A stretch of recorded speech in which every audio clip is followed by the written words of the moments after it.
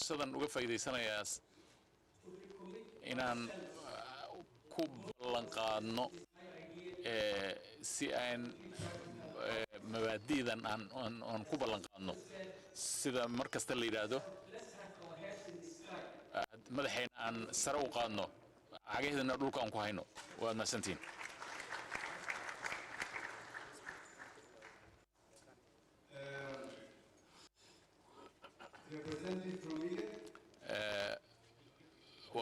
wakiilka IGAD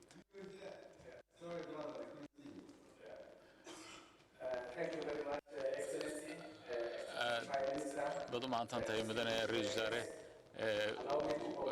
قدومي إيه وقالنا ما هاد عليه دولة فدرال كصوماليا أو مرتجلي سي كلن كان كارهان oo ku saabsan arrimo badan oo ay ka mid tahay siyaasadda loo wada dhan yahay waa waxyaabaha dawladda lagu dhiso nabadda lagu dhiso dib u heshiisiinta IGAD waxay garowsanaysaa dadaalka ay dawladda federaalka Soomaaliya ay ka wado gaar ahaan hawsha uu ka wado ra'iisul uu ka wado isku dhafka ciidamada koonfur galbeed iyo galmudug taani waxaan hor loo arag waa guul weyn oo laga gaaray isku dhafka siyaasadda IGAD waxay taageeraysaa arrintan dawladda federaalka ku taageeraysaa talabadan ay qaaday dadaalkan ay wado dawladda federaalka waxay keenaysaa wada shaqayn iyo isu tanaasul IGAD waxay ku taageeraysaa dawladda federaalka Soomaaliya iyo dawlad goboleedyadu inay isla hadlaan si loo helo looga shaqeeyo dadka Soomaaliyeed mustaqbalka fog in la sameeyo hay'adaha dawladaha ka dhaxeeya waxay muhiim tahay in nidaamka federaalka in uu noqdo mid oo la sii wado kaasoo lagu xalin lahaa caqabadaha sida daraadeed siyaasadda loo wada dhan yahay laguma samayn karo iyadoon la soconin kobac dhaqaale iyo isbedelka amniga iyo bulshada arrintaasi waa arrin aad u muhiim sida daraadeed Soomaaliya waa inay sii wada siyaasadda iyo diblomaasiyadda ay dadaalka ay Soomaaliya wado oo ay deynta loogu cafinayo waxaan ku faraxsanahay dad badan oo halkan jooga ay Soomaaliya ay ku taageersan yihiin baa meesha jooga waan mahadsanyihiin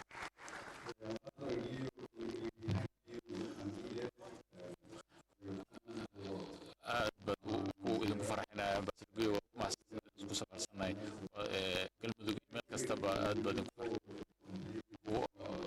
idinku amaanaynaa ku faraxsanahay ku mahadinaynaa galmudug meel kaleba waxaan gudbaynaa meelaha kale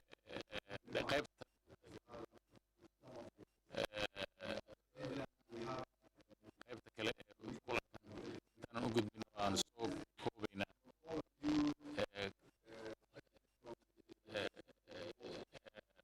fariimaha ka yimaaday idinka aad sheegteen gaar ahaan beesha caalamka iyo heshiiska aan ku wada galnay heshiiska isla xisaabtanka labada dhinac sababta aan u yeelanayno taas waxa way si loo xaqiijiyo waxa kastoo loo baahan yahay in wax laga bedelo in la sameeyo waxaan ku hanweynahay in idin kala shaqeyno arrintaas si toosa aan ka wada shaqeyno sida loo xaqiijin lahaa aan si wadno guulaha aan ka gaarnay arrintaasi waxaan hadda u gudbayaa bulshada horumarinta bulshada waxaan ka codsanayaa qof oo xafiiska ra'iisul wasaaraha inuu 3 daqiiqo oo cajal oo video noo shido oo aan daawano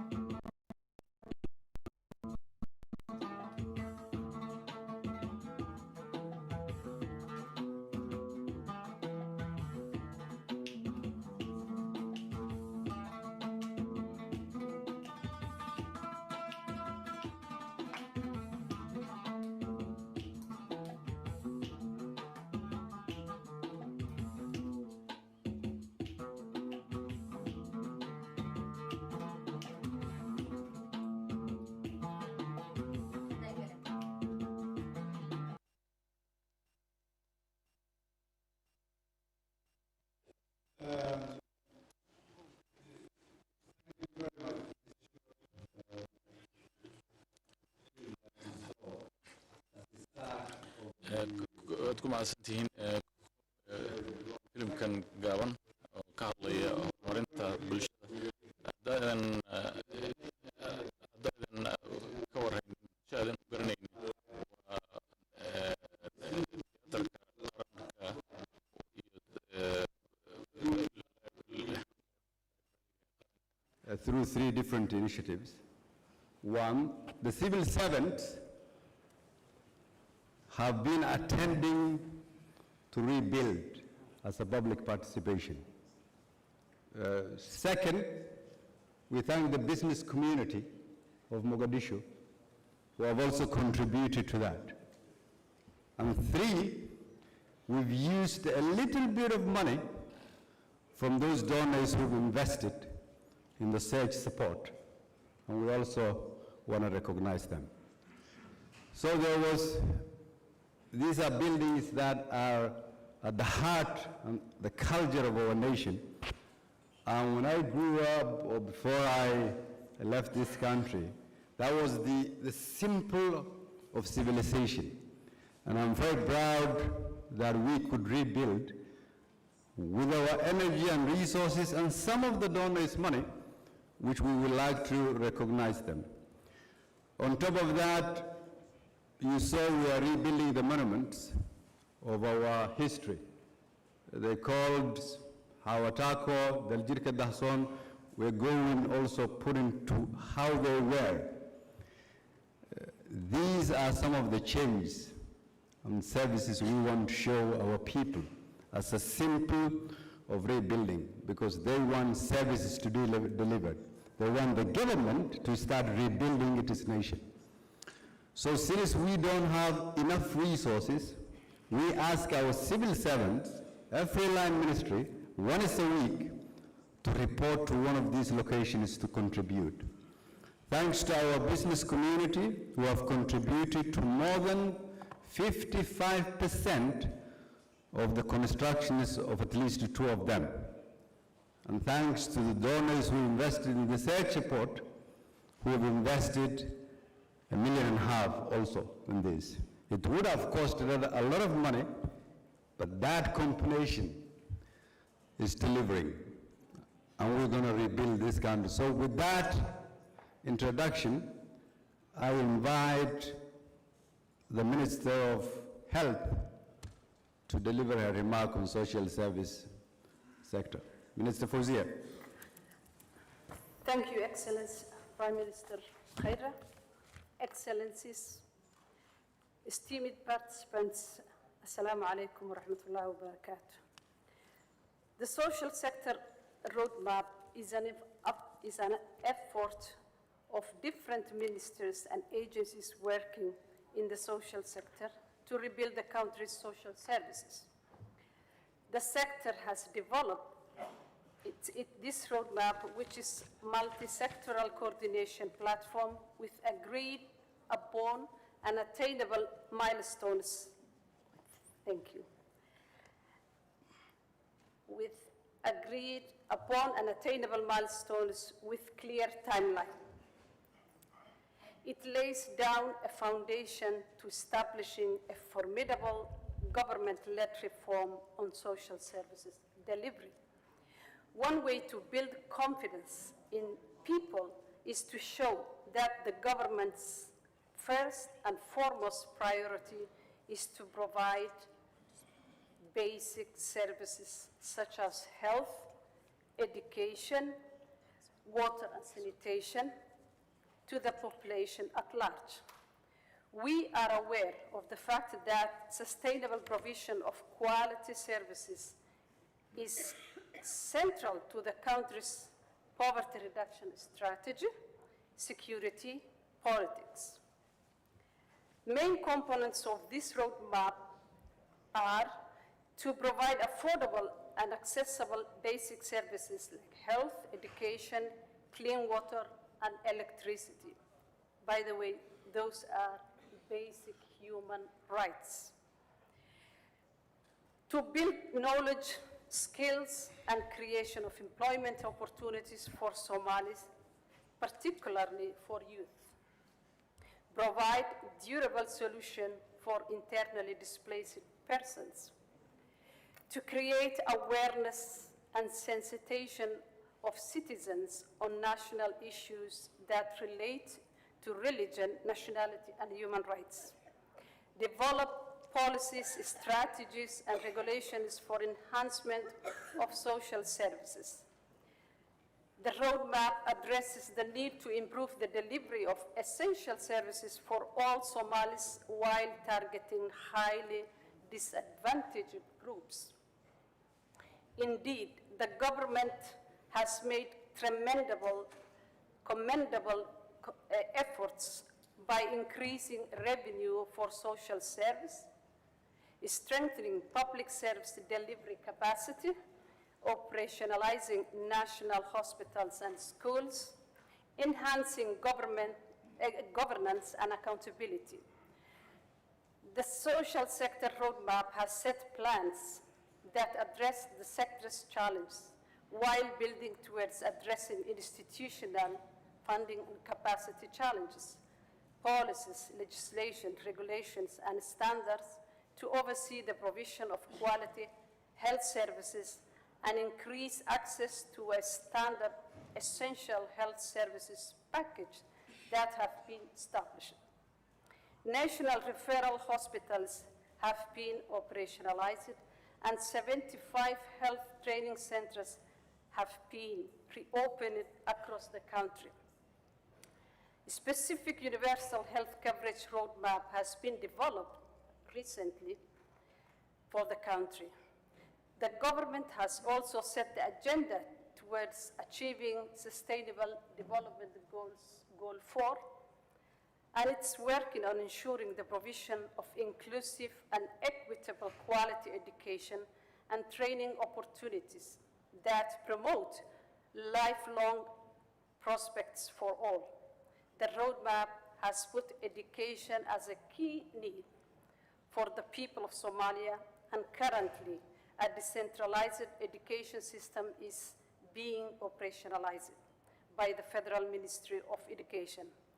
Enrollment rate increased significantly to 35%. The government is planning to further enroll 1 million children to school very soon. And professional schools have been reconstructed and rehabilitated and reopened. 2 million textbooks and teachers' guides for grade 1 to 8 have been written, printed, and distributed. Water access is significant in the fight against the poverty reduction, and therefore developing a nationwide master plan to ensure sustainable water management among competing issues is a government priority. Water is critical for health, nutrition, school performance, productivity, and household income. The government has strived to ensure that there are new jobs and training opportunities, particularly for the youth of our country, the future generation of leaders in our society. Indeed, the government is working to ensure the creation of jobs and employment opportunities for 50,000 youth. Technical and vocational education and training programs are underway. This will support overcoming existing human resource constraints by addressing the nationwide skills mismatch issue. The Ministry of Labor and Social Affairs led the reforming of Somali's labor code of 1972 as part of the reform agenda, the revision of the Civil Service Law number 11 in process. The reformed legislation provides a detailed outline of the practice and procedures in relation to the civil service and public sector workers.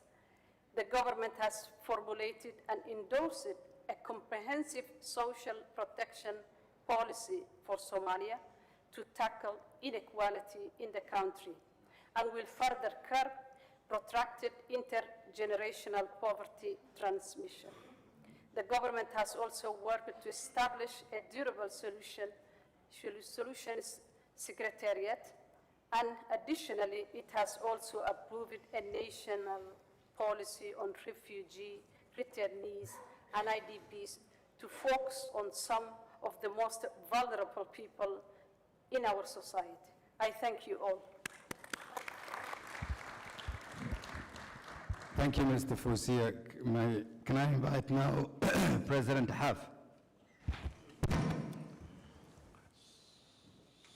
بسم الله الرحمن الرحيم. مدن رئيس الوزراء مدحضة كلا وكسو غيب كشي الشركة مدن يالي مروين أرنت social development ama horumarinta bulshada anigu ii kala soocan tahay runtii bulshada Soomaaliyeed markii uu dhacay dhibaatadu ka dhacday Soomaaliga 91 iyo wixii ka dambeeyay dadku aad iyo aad bay isu xilqaameen dib badan baa ka jira ilaa haddana wuu jira qaxooti in badda lagu daato wax badan oo jira laakiin marka aad dib u eegto tacliintii iyo caafimaadkii iyo wixii ay ka shaqeeyeen aniga مثلا galmudug 39 iskuul baa ku taal 17 ayaa ama iskuuladii hore ah ama hay'ado dhiseen hadda inta kale dadka ayaa dhistay oo iskaa wuxuu qabso ku dhistay iyo lacag ayagu iska ururiyeen isbitaalada 36 isbitaal baa ku taal kuwa yaryar kuwa waaweyn 6 baa hay'ado dhiseen 30 kale dadka dhistay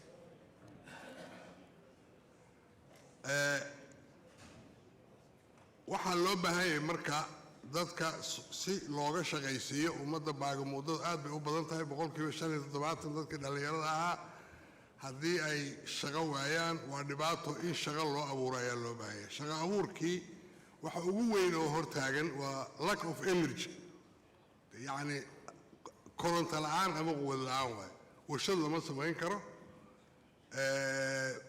wax la qaban karaa ma jirto waxaa loo baahan yahay haddii energy la helo dadku warshado badan bay dhisan lahaayeen dadkuna shaqo ka heli lahaayeen annaga waxyaalaha maaragtay oo aan oil u baahnayn dabaysha iyo qorraxda labadaas oo energy dhali kara ayaan qabnaa Soomaaliya ay qani ku tahay Soomaaliya energy-ga meesha adduunka ugu dabaysha badan waaye windmill power haddii la keeno 24 hours bay shaqayn kartaa inaan ku fakarno beesha caalamkuna lagu gacan siisaan rabnaa arrintaa si dadka ay u helaan energy warshado loo helo warshadihiina ay markaa dadku uga shaqaysto dadku xoolo dhaqato kaliya ma noqon karaan haddaan u samayno xoolo oo cuntada u beeri lahayn koronto ma jirto energy ma jiro animal feed in xoolaha loo sameeyaa la rabaa cunto in loo sameeyo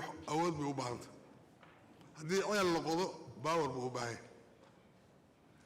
ma hayno that's why cuntadii xoolaha loogu samayn kari laayahay wax kastaa waxaan tegay hobyo maalintii waxaa la soo qabtaa around 100 tons baa la soo qaban karaa oo kalluuna laakiin no storage because of power 1 liter of diesel $1.5 impossible they cannot buy storage waa dhisan yahay koronto ma leh waxaan marka maaragtay u soo jeedinayaa waan dadka Soomaalida iyo dawladda federaalka iyo ummadda Soomaalida ku baraarujin waxa waaye dadka in loo helo energy haddaan energy la helin no development kalluunka anaga ka soo baxa hobyo about 100 tons a day laakiin no storage they throw tomorrow morning they never go to the sea and catch they will stop fishing because no storage marka qof kasta oo annaga naga mid ah beesha caalamkaada ama annaga ha ahaato waa inaan maskaxdeeda gelinaa in dadka energy loo sameeyo dalka si horumarin loo helo aad iyo aad baa umahadsantihi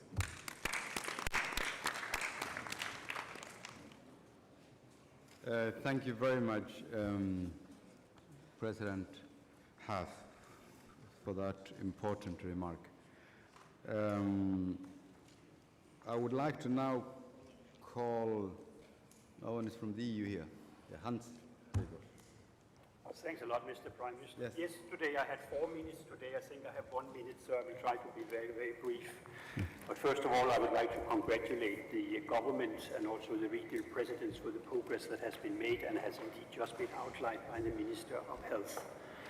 Provision of social services is vital for the credibility of the government and the whole state-building process. It is therefore a problem that access to health, education and broader skills continue to deprive the population from engaging in productive livelihoods and economic development. It is critical that healthcare and education services are accessible, available, acceptable and of a good quality, because without that, no real sustainable progress can be gained in the future. A few issues. Tremendous progress has been made in strengthening the capacity of the government institutions at all levels to deliver service or to provide the service delivery, and we welcome this approach and we will continue to stand behind you in developing the local capacity, recognizing though that at least in the foreseeable future, donors, NGOs, private sector will play an important role in the development of the sector and the service delivery.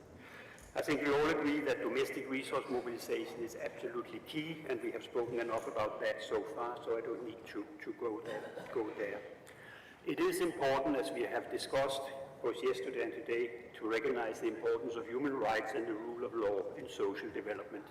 In particular, the importance of putting women and girls' protection and empowerment at the center of the development of the social sectors is crucial.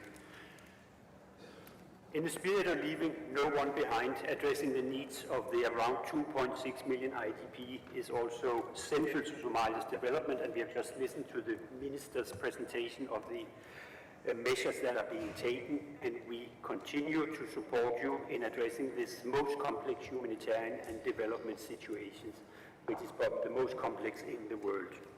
We stand behind you. In this context, it is also important to focus on what is called the humanitarian development nexus. The humanitarian needs remains very, very big in Somalia. We stand ready to continue helping you addressing those needs, but of course we need to do it in a way that makes it sustainable so that we don't have to address the same crisis year after year. Finally, we welcome, and the Minister referred to that, the progress that has been made on the resilience and recovery framework, and we are very, very keen to support you in implementing a government-led resilience process. I don't think I managed in 1 minute, but I stop here. Thank you very much, Hans. Thank you very much. We have very little time before we conclude the entire meeting, so if we could be very brief, whatever is remaining. Can we have the USAID first? Thank you, Your Excellency. I am very pleased to be here today, just a few months after USAID Administrator Green's visit to Mogadishu to reopen the USAID mission and swear in our first mission director since 1991, Mr. Jeff Backen, whom you all know. And I'm especially pleased to be here since I left Somalia in 1983. The reestablishment of the USAID mission and the 5-year, $300 million bilateral agreement signed at this very forum almost 2 years ago signals a deepening of the U.S. government's partnership with Somalia on its journey to self-reliance. The potential for debt relief and the normalization of Somalia's relationship with the international financial institutions associated with it is absolutely. We join others who have congratulated the authorities on the progress made to date towards HIPC decision point, and we know continued progress will be hard, as it will be in all of your journey. Reaching agreement has become urgent. That agreement between the federal government and the federal member states really is urgent if the debt relief timetable is to be maintained. As the largest humanitarian donor to Somalia, we also remain extremely concerned about the current drought and humanitarian conditions following the worst GU harvest in southern Somalia since 1995. I am therefore pleased to announce an additional U.S. government commitment of nearly $257 million, $250,000, to address life-threatening hunger and acute malnutrition, and to provide safe water and emergency health care to Somalis. This brings our total contribution to nearly $498 million, or almost $500 million for fiscal year 2019. This additional financial commitment is representative of our resolve to support the Somali people in their time of need, and we encourage other donors to increase their contributions to address Somalia's critical humanitarian needs. This is going to be a very, very tough year for the Somali people. At the same time, we must all step up our investments to help the most vulnerable build resilience to withstand future shocks in order to eventually reduce Somalia's humanitarian caseload. By building resilience, we are not only equipping people with the tools they need to realize their potential, but we are also enabling more resources to be directed towards other critical priorities in Somalia, as outlined in NDP 9. Of course, the really challenging work will begin after the Somalia Partnership Forum. Reaching political agreement and implementing the reforms that are key to Somalia's future stability and development will be the most substantial challenge faced by Somalia to date. As the U.S. government, we join the rest of the international community in readiness to support the Somali government and people as they chart their own path to recovery and self-reliance, and I hope soon I will be able to return to the peaceful Somalia that I knew before. Thank you.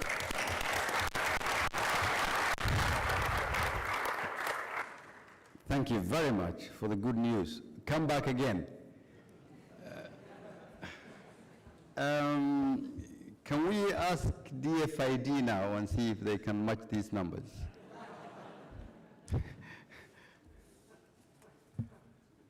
Today, but perhaps not. Definitely today. Thank you, Your Excellency, everybody. Good afternoon. This is a good session because it's where we get to talk about the people of Somalia. That's what social development is all about. And its people are its biggest asset, and we all know that it's important to invest. We've heard about some of the progress that's been made, but we all know that there's still a lot to do. We still have a third of primary age children not enrolled.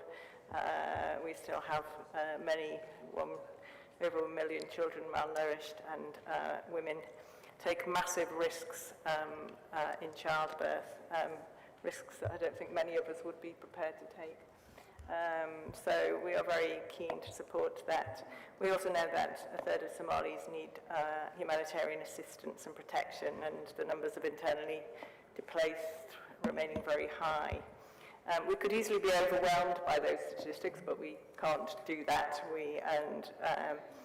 And so I commend the progress that's been made by the government and the upcoming, as it says there, the durable solutions for returnees, refugees, and IDPs. I think it's a great word to give people a chance of a better life with dignity and self-reliance, and to applaud the consultative nature and the poverty focus of the 9th National Development Plan. And I'd like to use this opportunity to reaffirm our commitment to the humanitarian effort.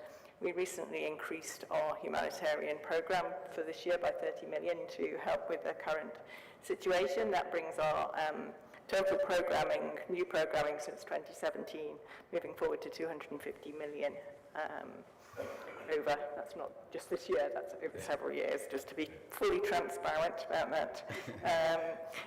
As we work with our partners, we're clear that this must be targeted to the most vulnerable wherever they are, and in accordance with humanitarian principles.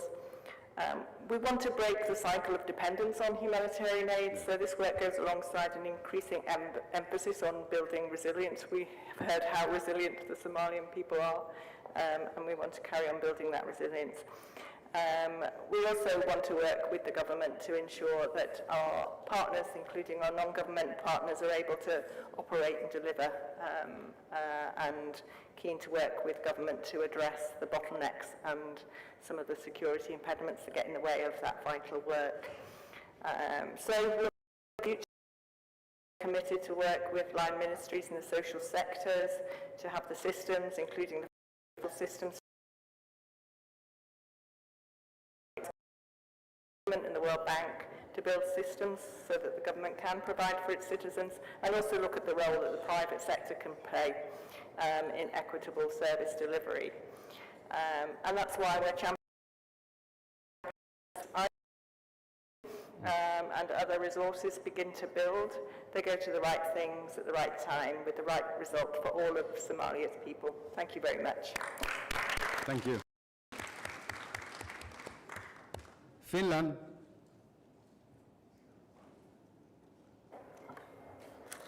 Thank you. Prime Minister, Ministers, Excellencies, delegates. Finland congratulates Somalia, the federal government and the federal member states for the achievements in economic recovery, the efforts in state building and the reforms. Finland will continue to support the state building efforts and will continue to support Somalia in the social sector development. As we have heard, it is necessary to invest in human capital, and it is necessary to invest especially in the potential of women, in our view, also in children and the youth, in order for Somalia to achieve its full potential. Finland will increase its support in this sector, and we stay committed. We encourage all levels of the federal government and the member states governments to have women and girls' protection and empowerment at the center of the development of the social sector. In particular, this means ensuring that the sexual and reproductive health and rights of women and girls, and protecting women and girls from violence. It means increasing women and girls' access to quality education and safe learning.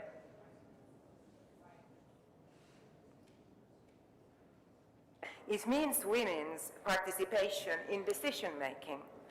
Only through inclusive and democratic governance, where women, youth, and minorities have equal opportunities for participation and representation and development, Somalia will be able to reach its goals and build an inclusive and peaceful society, also for the coming generations. Another topic I would like to take up, even though we are under the social segment, Finland congratulates Somalia for the development and adoption of the National Reconciliation Framework. This is the frame for Somali-owned and Somali-led reconciliation processes at different levels of society. Finland continues to support the implementation of the reconciliation process. We have witnessed efforts in inclusive politics, and we encourage the federal government to conclude the constitutional review process in an inclusive manner and with urgency.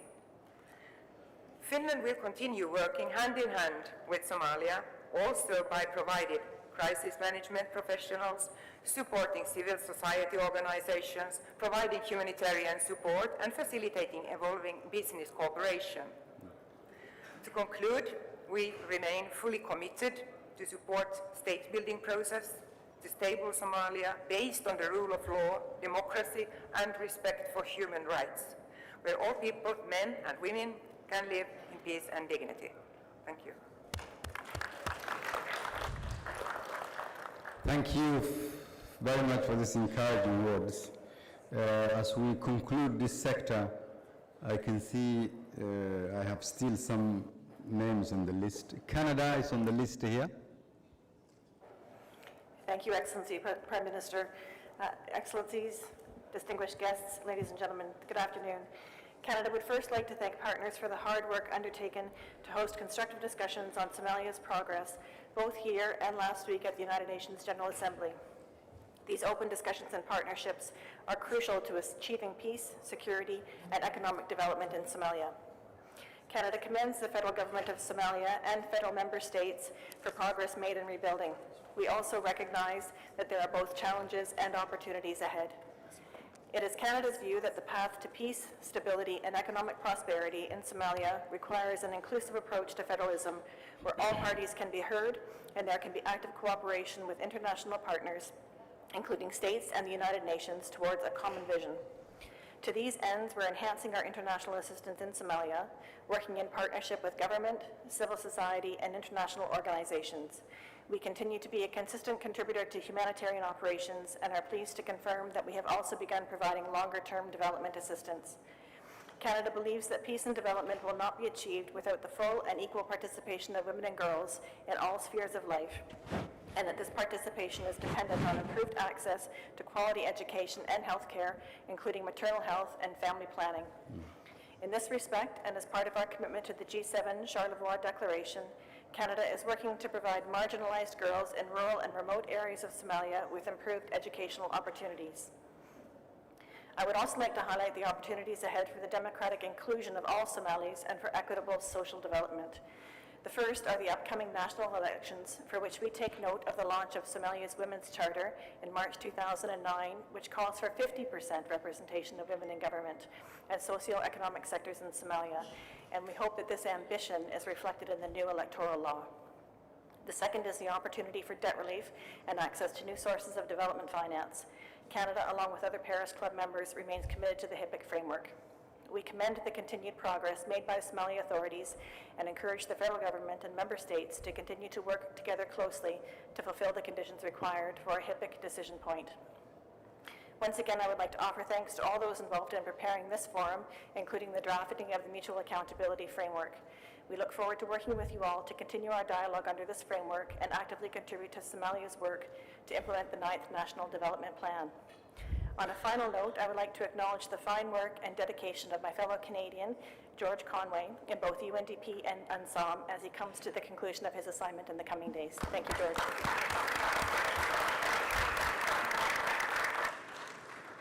George is leaving. Oh. Thank you very much. I hope George is around. Very good, don't go. Can we now conclude with Australia and a few minutes with Russia and then we close? Australia? Thank you, Your Excellency, Prime Minister, Excellencies, distinguished delegates. At the outset, may I highlight Australia's appreciation for this important forum and our continued support to coordinated international efforts for ongoing progress in Somalia. Our support is strongly focused on humanitarian assistance and community resilience, including through SOMREP and UN OCHA. We will continue to work with partners to help build coping capacities for the Somali people. Achieving each of the Federal Government of Somalia's priorities, as measured against the Mutual Accountability Framework and the themes we have discussed today, will require the active inclusion of the most vulnerable and marginalised within the community, including internally displaced persons, women and girls, and persons with disabilities. This is in line with the Sustainable Development Goals commitment to leave no one behind, and with the centrality of protection. Excellency, Australia commends the Federal Government of Somalia on the recent ratification of the Convention on the Rights of Persons with Disabilities and encourages prompt operationalisation of its implementation plan, including the passing of the National Disability Bill and establishment of a National Agency for Disability. We also encourage all states party to the CRPD to uphold obligations under Article 32 and organisations party to the Humanitarian Disability Charter to ensure that persons with disabilities are included in international development and humanitarian action. Australia has started a technical partnership with OCHA Somalia to facilitate the mainstreaming of disability inclusion throughout the humanitarian program cycle. Your Excellency, we hope that the rights and needs of the most vulnerable and marginalised will always be at the forefront of our collective actions as we progress the priorities established through the latest framework. Thank you. We are running out of time, so if we could give Russia a few minutes and then we have to wrap up, people are traveling back. Russia, please. Thank you. Excellency Prime Minister, Excellency Ministers, Excellency Ambassadors, colleagues, ladies and gentlemen, I would like to thank the organizers of this conference for their good work. Russian Federation approves the conference, welcomes the final declaration. Russia will work with the international community to resolve the domestic political situation and increase stability in Somalia. We support the holding of the Somalia Partnership Conference on a regular basis. Thank you.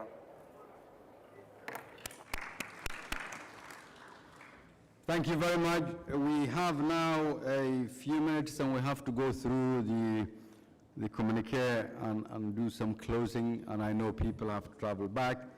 But we need to first give a few minutes to the Governor and Mayor of Mogadishu, Umar, and then 2 or 3 minutes and 2 minutes, Minister Deka, and then we're going to conclude. Bismillah ar-Rahman ar-Rahim. Prime Minister of the Federal Government of Somalia, His Excellency Mr.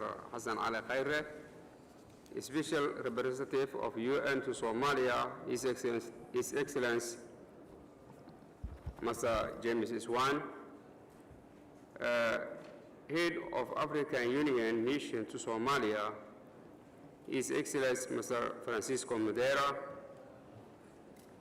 Organization of Islamic Cooperation, the Arab League, Presidents of the Federal Member States, members of the Federal Cabinet and the Federal both houses, ambassadors and heads of missions, other dignitaries, ladies and gentlemen. First of all, I'm very, very delighted to welcome you to Mogadishu, the capital city of Somalia. A capital succeeded to host various international conferences such as this one, the Somalia Partnership Forum. More than 3 million people live in Mogadishu, where 500,000 of them are displaced persons, IDPs, hosted by the city. It is the second fastest growing city in the world and located in Benin region with the highest number of population comparing to other regions of Somalia. As a result of such big number of population, essential public service delivery is very key, and we have recognized the importance of setting a vision with its strategies and policies to accomplish. Mr. Prime Minister, ladies and gentlemen, Benin Regional Administration envisions to realize Mogadishu to be safe, politically represented, achieved economic recovery and growth, as well as availability of livelihood opportunities for all. To accomplish such vision, Benin Regional Administration and Mogadishu Municipality works towards institutional reform and capacity development through formulating comprehensive and clear policies and frameworks, as well as human capital investment. And building a strong partnership with our stakeholders at all levels. Municipality of Mogadishu, MOM, ensures that the existing land management policies, city reconstructionist guidelines to be reformed and streamlined municipality of Mogadishu prioritizes to achieve durable solution for displacement in Mogadishu in line with existing policies and strategic visions. We intend to focus on creation of job opportunities for youth as part of economic growth and peace building. Since I came to office, I immediately started to identify priorities and goals to accomplish our vision towards the capital of Somalia, Mogadishu.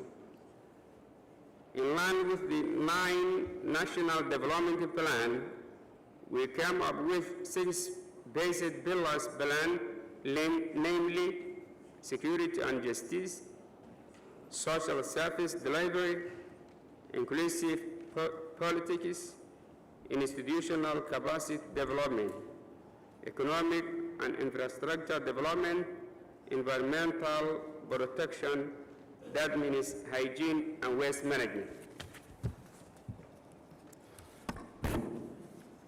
Security and justice, we have made security reforms in our headquarters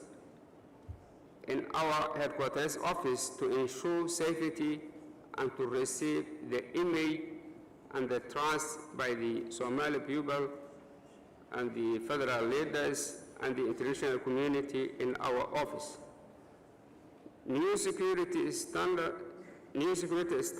operation procedures have been established in BRA's City Hall.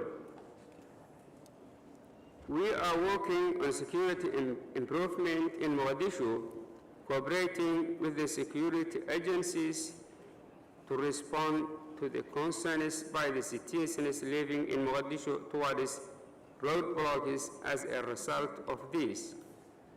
I appointed a special committee tasked to work on opening roads with no negative impact of overall security operations to ensure free movement.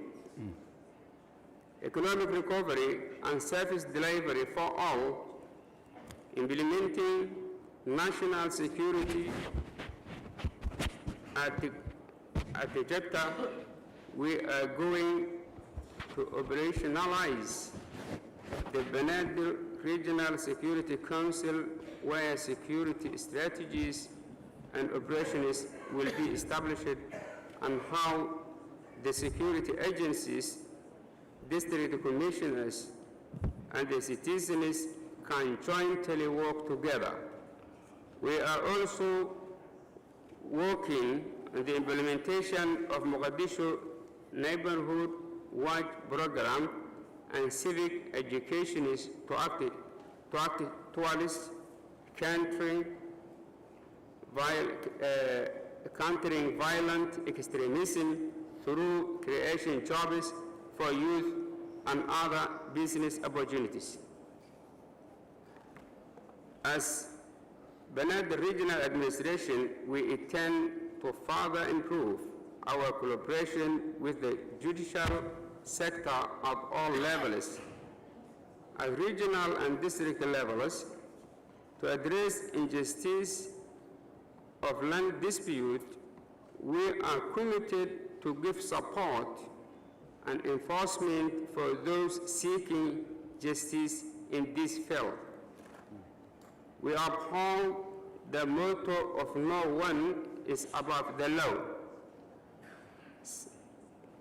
Social service delivery.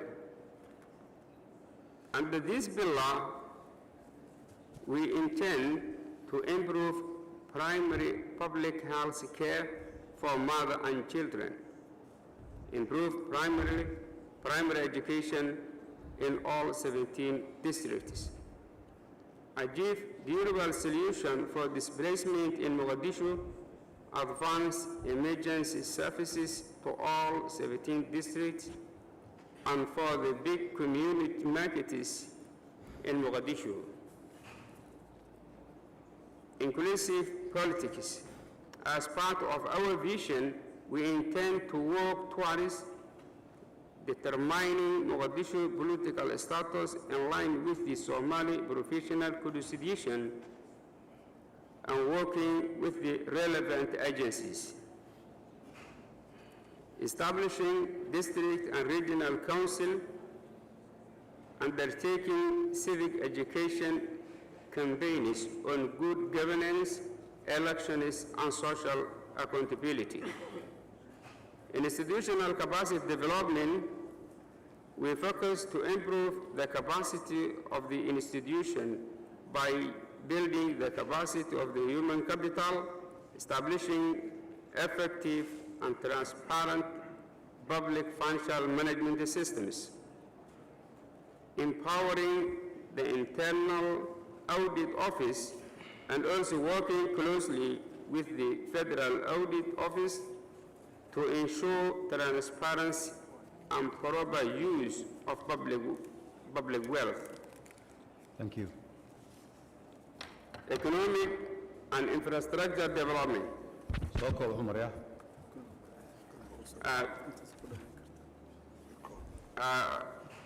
By considering the request of the Prime Minister, I want to conclude my speech with this. Thank you very much.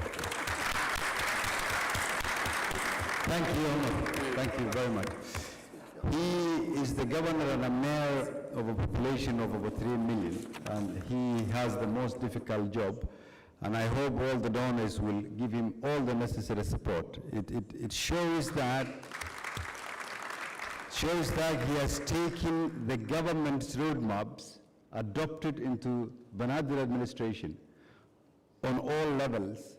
That shows the spirit and level of work and relationship. Thank you very much, Omar. We want to conclude this. Minister Daga, we give you only 2 minutes, and then we have to read the communique and bring it to an end. Your Excellency, Prime Minister, Excellencies, distinguished guests, ladies and gentlemen.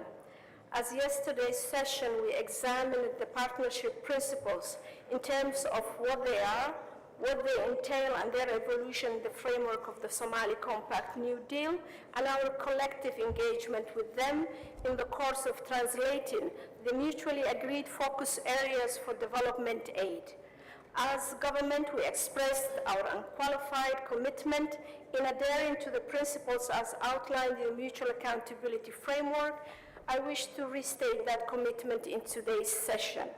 The foregoing restatement is important because as a government, we are alive to the fact that it's not enough to merely make a declaratory statement of commitment without qualifying the same with demonstrable measures to enable their fulfillment for the benefit of our people.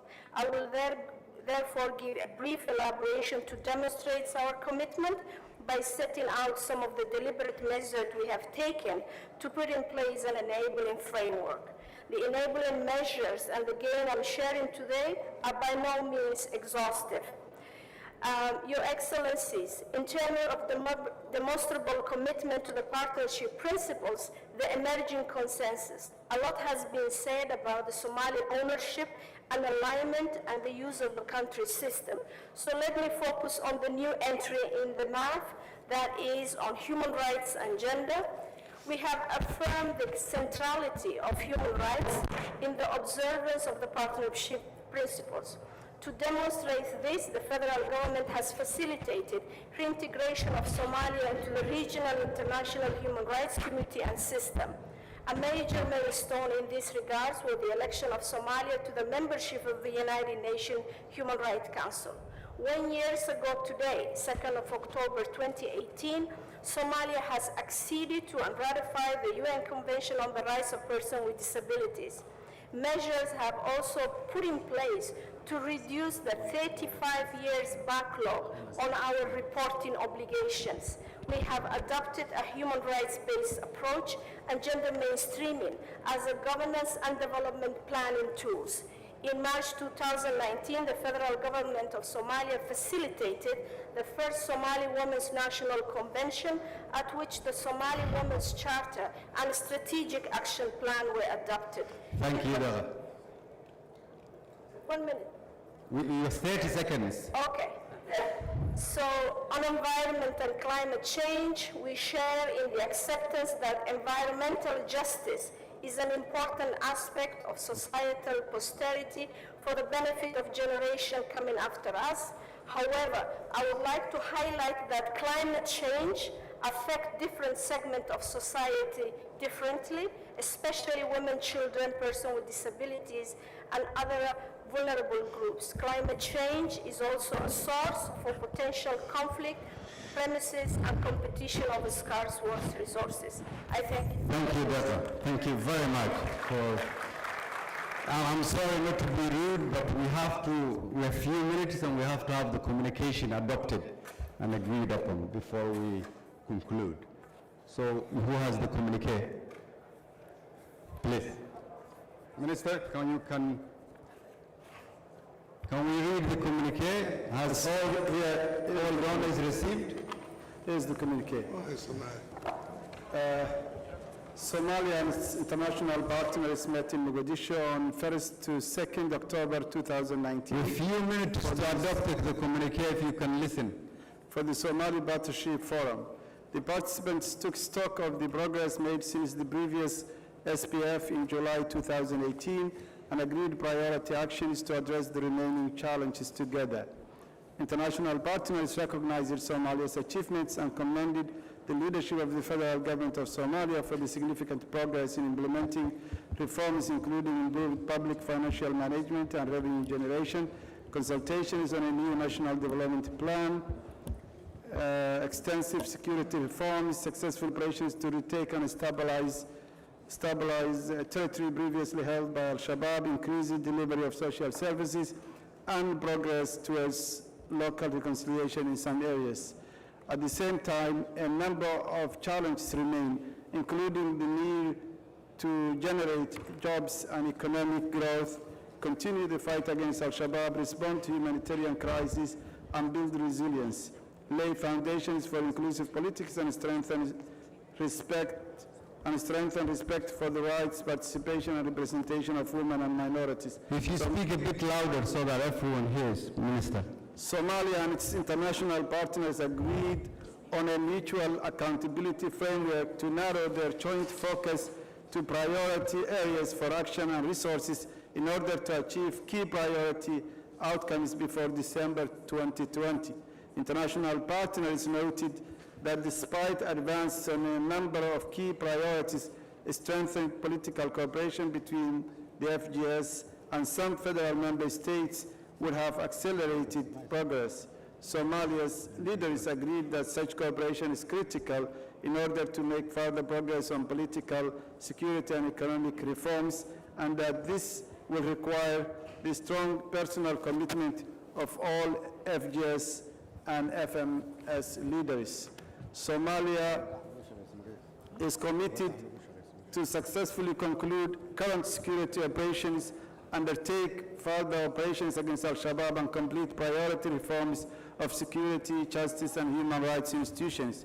In 2020, the focus of this will be jointly identified and planned to ensure that all stakeholders can align their efforts and resources to agreed locations.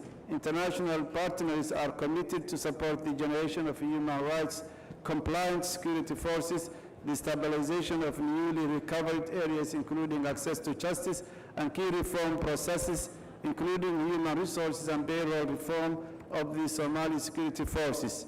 Somalia and international partners also agreed to cooperate on additional steps towards a smooth transition from AMISOM to Somali-led security.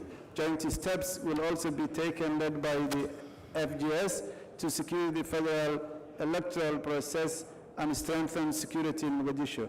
Somalia is committed to meet in full the benchmarks in its fourth IMF staff monitoring program, and international partners are committed to actively support the FGS to meet the benchmarks, building on the significant progress to date, and to take the necessary steps to prepare for an anticipated heavily in-debt poor countries decision point in early 2020.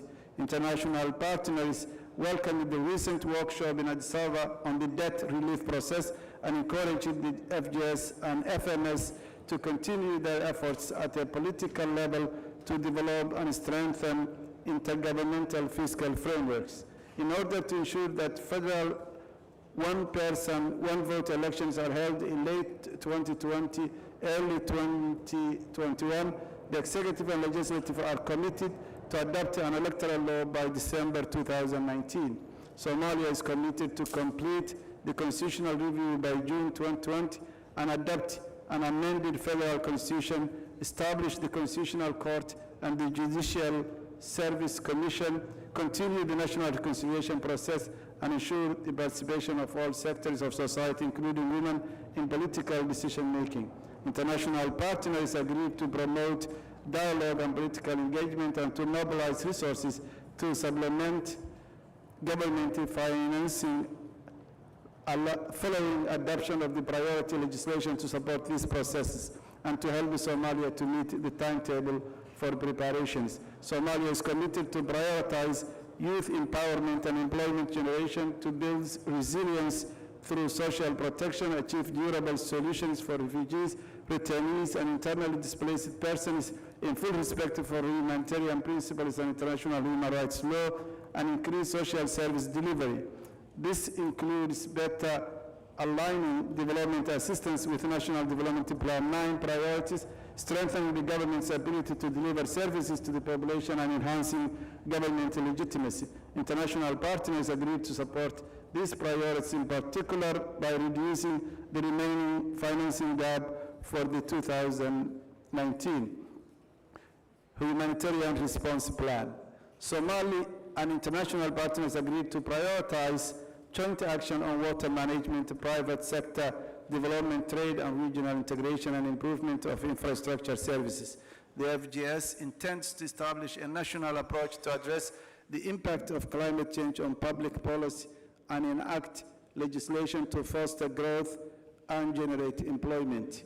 Somalia has made progress in recent years thanks to the strength of the partnership between Somalia and the international community. They agreed to ensure that their efforts are aligned to progressively increase the use of country systems and to adopt and implement a national legal framework governing national and international non-governmental organizations, including protections afforded to NGOs by the provisional federal constitution and human rights legislation, and for NGOs to act in full compliance with Somali law. The forum reaffirmed the commitment of all parties to this partnership and to the principle of mutual accountability in order to maximize their collective efforts to build a bright future for Somalia. The participants paid tribute to the Somali security forces and troop and police contributing countries of AMISOM for their bravery and sacrifice in restoring peace in Somalia. Somalia expressed its gratitude to international partners for their steadfast commitment to supporting Somalia's state building, prosperity, and stability for the benefit of all Somalis.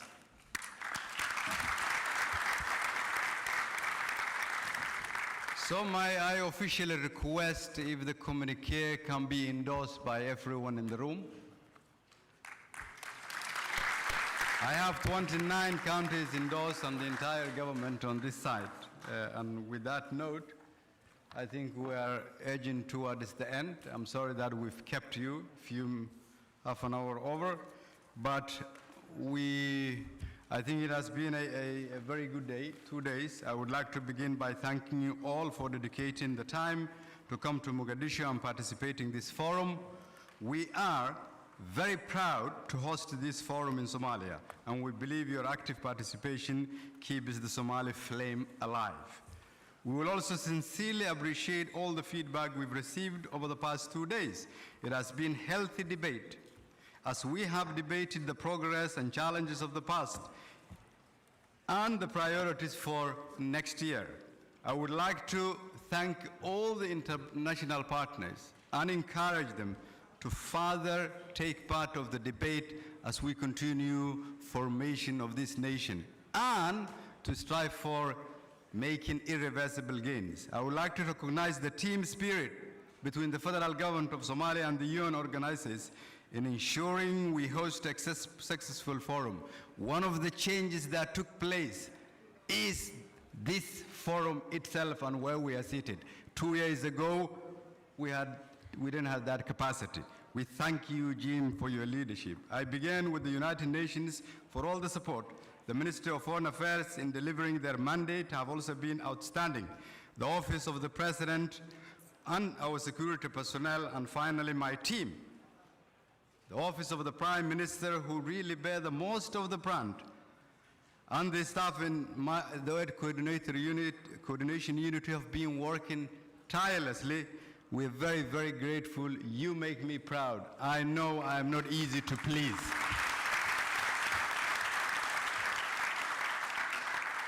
We thank you, Minister Jamal, and the NDP 9. Congratulations, and very well done, and your entire staff. We say goodbye to Pilar and say we will miss you. EU Development Lead. I want to recognize my great brother, Yeriso, who has been an outstanding friend and been on my side the days he has been in office. I know he's in heaven. We love him, and we will always cherish his memory. I want to recognize George, if he can stand up.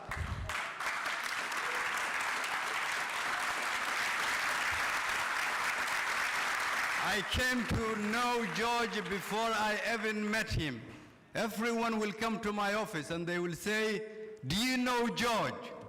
He embodied the spirit of service of this nation, and for that, we love you, and you are awarded Somali passport. You've done an outstanding work. You've made Somalia proud. You made the UN proud. We love you. I wish you could stay, and if you need a job as long as I'm Prime Minister, you have one. Jamal, watch out for your job. We welcome the recognition of the progress we've made. At the same time, we realize that much more remains to be done, and we are committed to put in the hard work to make even more irreversible changes. We don't shy away from the challenges. We will forge forward. I'm glad that we have endorsed the Mutual Accountability Framework, because it commits both sides for us to work together, as well as jointly endorsed the SPF Somalia Partnership Communique. I want to call some people here who I would like to recognize. One is someone who works at the office of Jim, called Fiona, for the outstanding work you've been doing for our country and for the preparation. Your efforts are not unnoticed. We're very grateful.